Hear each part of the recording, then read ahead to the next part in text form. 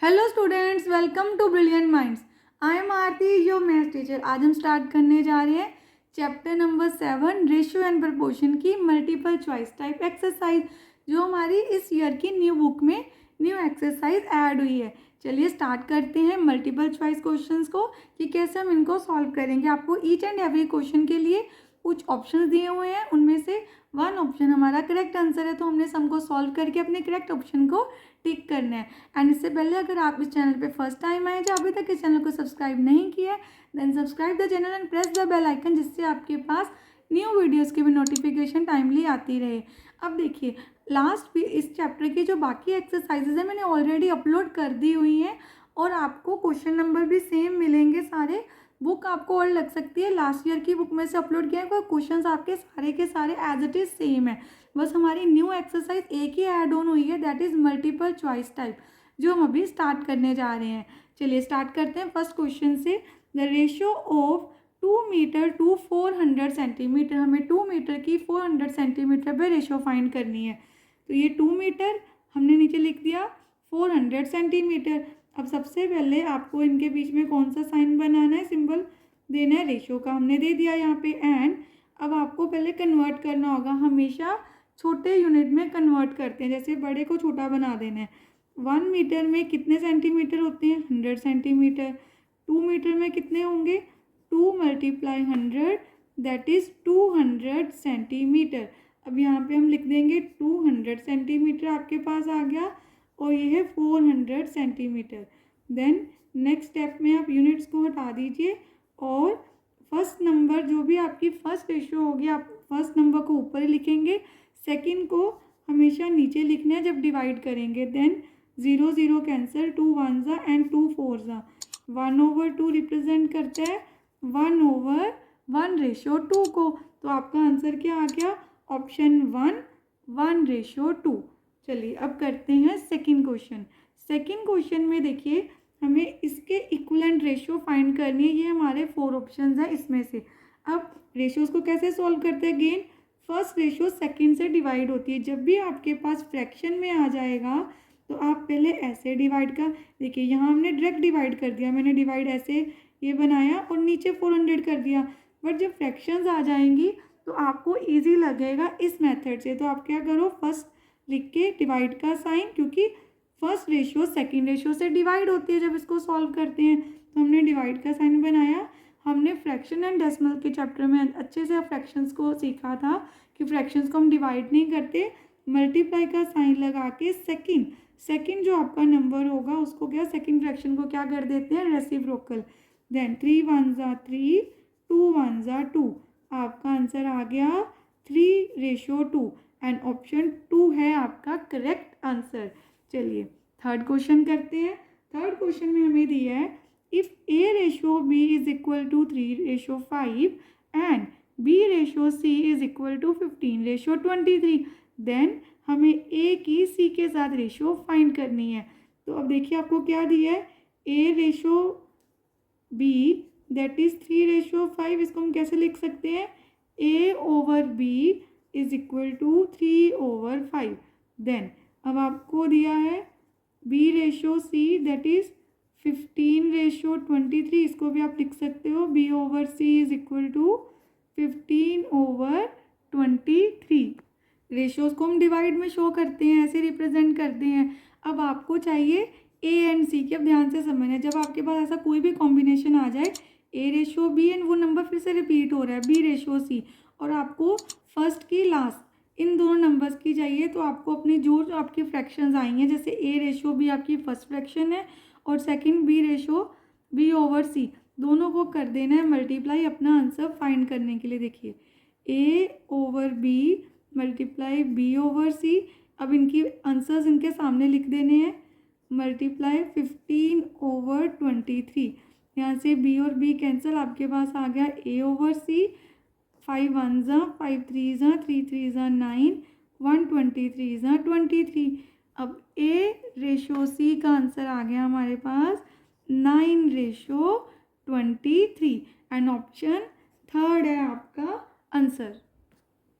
Question number 4, if A/B/C is equal to 8:6:3 and C की value दी है 24। Then हमें find करनी है बी की वैल्यू। अब आप देखिए आप कैसे करेंगे इस सम को सॉल्व, क्योंकि हमें सिर्फ सी की वैल्यू पता और बाकी किसी की वैल्यू नहीं पता। तो सबसे पहले हम इसको कैसे कर सकते हैं, आप सी कैसे रिप्रेजेंट हुआ 24 और सी की वैल्यू 24 है, टोटल नहीं। तो आपको क्या करना है, सबसे पहले हम लेंगे लेट द टोटल नंबर, जो भी हमारे पास नंबर होगा, लेट द टोटल वैल्यू या नंबर, हम उसको एक्सपोज कर लेते हैं। सबसे पहले हमें फाइंड करना है सम ऑफ रेशोज़, जितनी भी हमारी रेशोज़ दी हैं उनका सम। 8 + 6 + 3 आपके पास क्या आ गया यहाँ पे 17। देन अब ध्यान से देखिए सी की वैल्यू क्या है, सीज वैल्यू इज इक्वल टू 24। वो कैसे आई होगी, सी की वैल्यू कैसे फाइंड की होगी उन्होंने, सी का नंबर, सी की रेशो क्या है 3/। जब भी आपके पास कोई भी रेशोज दी होती है, हमने एक्सरसाइज में भी अच्छे से अंडरस्टैंड किया हुआ है, एक्सरसाइज ए बी में जब भी आपके पास रेशो दी है, आपको कोई पर्टिकुलर मुझे ए का शेयर निकालना है, बी का शेयर, आप सी शेयर भी लिख सकते हैं, ए शेयर बी, इस पूरी वैल्यू में एक नंबर होगा, उसमें से ये वैल्यू आई, उसमें से ए का शेयर कितना है, बी का कितना और सी का कितना है, इंडिविजुअल शेयर हम निकाल सकते हैं अगर हमें टोटल दिया हो। तो टोटल को हमने ऑलरेडी सपोज कर लिया एक्स। अब इसमें से ए का शेयर क्या है, ए का शेयर है 8 टोटल, जो सम ऑफ रेशो होता है 8 sum of ratio into total value. ऐसे ही सी का शेयर क्या होगा, सी की वैल्यू होगी, उसकी रेशो 3 है, 3 sum of ratio into X, X means total number जो हमें नहीं पता, इज इक्वल टू, जब इसको सॉल्व करेंगे 24 आएगा क्योंकि वो सी की वैल्यू है। तो अब हमें चाहिए एक्स की वैल्यू।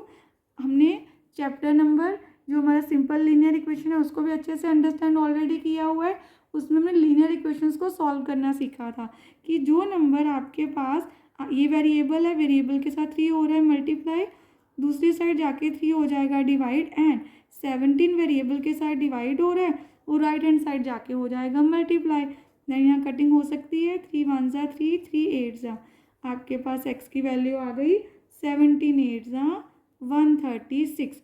एक्स मीन्स आपका टोटल नंबर, हमें सिर्फ बी की वैल्यू चाहिए, बी इज़ वैल्यू, जब बी शेयर भी लिख सकते हो, बी की वैल्यू क्या होगी, बी की रेशो कितनी है 6 sum of ratio into total number. हमारे पास टोटल नंबर नहीं था इसलिए हमने सबसे पहले टोटल नंबर को फाइंड किया है।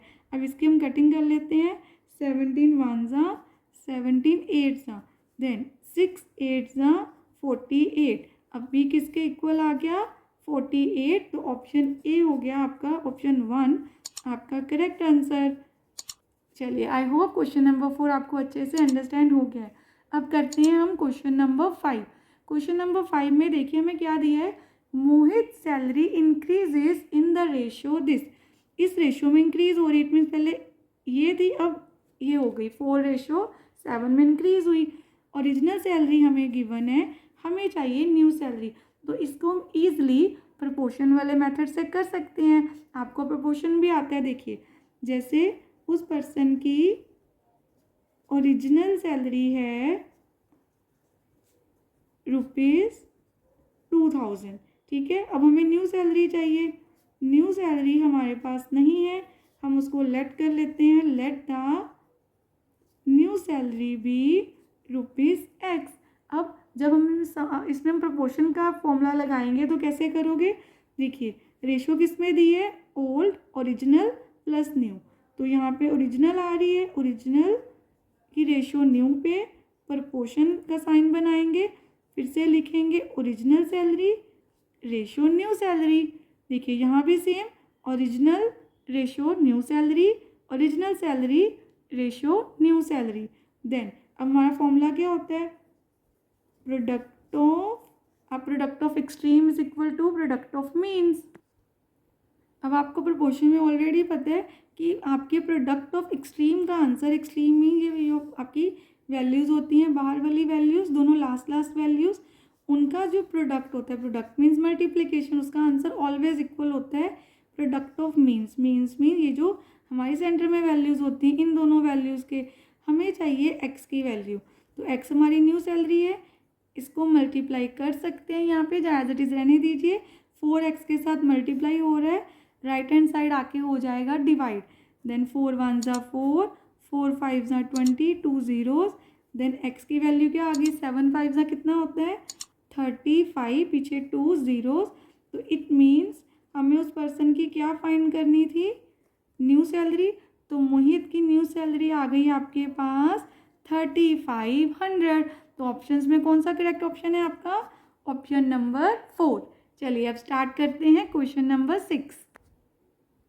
If 8:x is equal to 1/3:1/2 the value of x is what. हमें x की वैल्यू निकालनी है, ये दोनों इक्वल हैं। जब आपकी रेशियोज इक्वल होती हैं तो आप कैसे लिख सकते हैं, आप इसको product of mean product of extreme से भी कर सकते हैं, जहाँ सीधा डिवाइड करके भी। जब भी आपकी टू रेशियोज इक्वल हैं तो आप उस पर product of means product of extreme लगा सकते हैं। तो अब देखिए इसमें मीन कौन से है, ये दोनों। Product of means is equal to product of extreme. अगर आपकी रेशियोज इक्वल, देखिए इक्वल रेशियोज आप ऐसे भी कर सकते हो 8/x, और इन दोनों को भी डिवाइड करके और product of means product of extreme भी कर सकते हैं। देन देखिए 2 1 ज़ा 2, 2 4 ज़ा x मल्टीप्लाई 1/3, 4 1 ज़ा 4। देन अब यहाँ पे x एज इट इज़, 3 क्या हो रहा है यहाँ पे डिवाइड, 4 के साथ जाके मल्टीप्लाई, ऊपर तो 1 ही था, x इंटू 1 x रह गया। तो आपके पास आंसर क्या आ गया, x का 12। तो ऑप्शन कौन सा है हमारा करेक्ट, ऑप्शन नंबर 3। चलिए अब नेक्स्ट करते हैं question number 7। The fourth proportion to this is. इसका फोर्थ प्रोपोर्शन फाइंड करना है। देखिए जब भी आप कोई प्रोपोर्शन फाइंड करते हैं, आपका वो कॉन्टिन्यू प्रोपोर्शन है जैसे दिया हुआ है आपको, तो आप इसको इस फॉर्म में लिख लीजिए, प्रोपोर्शन का साइन 10, और फोर्थ प्रोपोर्शन को हमने ले लिया x। अगर 3 वैल्यूज़ ऑलरेडी गिवन है तो फोर्थ प्रोपोर्शन को आपने लेना है x, और वो 3 आपकी कॉन्टिन्यूसली फर्स्ट 3 वैल्यूज़ होती हैं और आपको लास्ट में लिखना है x। आप प्रोडक्ट ऑफ मीन्स और प्रोडक्ट ऑफ एक्सट्रीम यहाँ पे अप्लाई कर देते हैं। Product of extreme is equal to product of means. आप पहले मीन्स और एक्सट्रीम कोई भी लिख सकते हो, बस याद रखना है कि प्रोडक्ट ऑफ एक्सट्रीम इक्वल होता है प्रोडक्ट ऑफ मीन्स की। देन अब 8 इंटू 10 आप मल्टीप्लाई कर सकते हो यहाँ पे पहले एज इट इज़, जहाँ सीधा डिवाइड भी कर सकते हो, वो आपकी विषय कि आपको पहले कटिंग करनी है कि पहले मल्टीप्लाई करना है। 6 इधर मल्टीप्लाई हो रहा है, राइट हैंड साइड होके राइट हैंड साइड जब आ जाएगा तो डिवाइड कर देंगे। अब देखिए 2 के टेबल में कटिंग हो सकती है, 2 5 ज़ा 10 एंड 2 3 ज़ा 6। देन अब 3 की 8 और 5 से कटिंग नहीं होती। Then x is equal to 8 5 ज़ा 40/3। तो 40/3 ऑप्शन सेकंड हमारा करेक्ट आंसर है। The third proportion to this. अब देखिए क्वेश्चन नंबर 8 में हमें क्या बताना है, ये हमें रेशो दे दी 2:1, सिर्फ 2 ही वैल्यूज़ दी हैं, इसका थर्ड प्रोपोर्शन फाइंड करना है। तो सबसे पहले हम लिखेंगे let the third proportion be x, क्योंकि हमें थर्ड प्रोपोर्शन नहीं गिवन। जैसे हमने लास्ट क्वेश्चन में भी x लिया, फोर्थ प्रोपोर्शन लिया था, अब हमने अपने थर्ड प्रोपोर्शन को क्या ले लिया है, x। देन जब आपको थर्ड प्रोपोर्शन फाइंड करना है तो आपका जो सेकेंड नंबर होता है ये रिपीट होना है। जैसे सपोज मैंने इसको प्रोपोर्शन फॉर्म में लिखना है तो 1 रिपीट होगा, और जिसको हमने थर्ड प्रोपोर्शन कहा है वो लास्ट में ही आना है। अब रिपीट क्या हो गया, ध्यान से समझना है। जब आपको थर्ड प्रोपोर्शन फाइंड करना है, आपको फर्स्ट 2 वैल्यूज़ ऑलरेडी दी होंगी, तो आपकी जो सेकंड वैल्यू है वो रिपीट हो जाएगी। हमने कॉन्टिन्यू प्रोपोर्शन बनाना होता है, तो ये आपकी रिपीट हो गई। अब product of means product of extreme apply कर देते हैं। 2 इंटू एक्स एक्सट्रीम हो गया, 1 इंटू 1। देन यहाँ पे 2 into x as it is, 1 into 1 1, x is equal to what 1। अब 2x के साथ क्या हो रहा है मल्टीप्लाई, इस साइड आके डिवाइड हो जाएगा, तो x का आंसर आ गया 1/2। ऑप्शन 3 आपका हो गया करेक्ट आंसर। अब हमने क्वेश्चन नंबर 8 तक अच्छे से कंप्लीट कर लिया एंड आई होप सारे स्टूडेंट्स को यहाँ तक क्लियर है। नेक्स्ट वीडियो में हम क्वेश्चन नंबर 9 से स्टार्ट करेंगे। अगर आपको वीडियो अच्छी लगे तो please like share subscribe and press the bell icon, जिससे आपके पास न्यू वीडियोज़ की भी नोटिफिकेशन आती रहे। Thank you for watching.